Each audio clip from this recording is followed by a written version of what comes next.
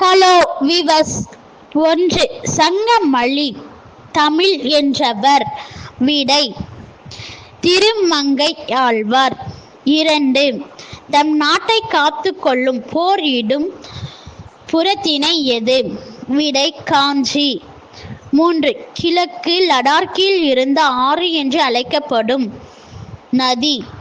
விடை தியோபார்க். 4. ஜூன் 2016 எந்த நாடு சிவிலியர் விருதை நம் நாட்டு பிரதமரான பிரதமர் மோடிக்கு வழங்கியது? விடை ஆப்கானிஸ்தான். 5.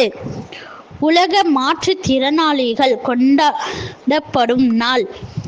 விடை டிசம்பர் 3. 6. சிறந்த பெண் எழுத்தாளர் என்று அழைக்கப்படும். விடை அம்பை. 7.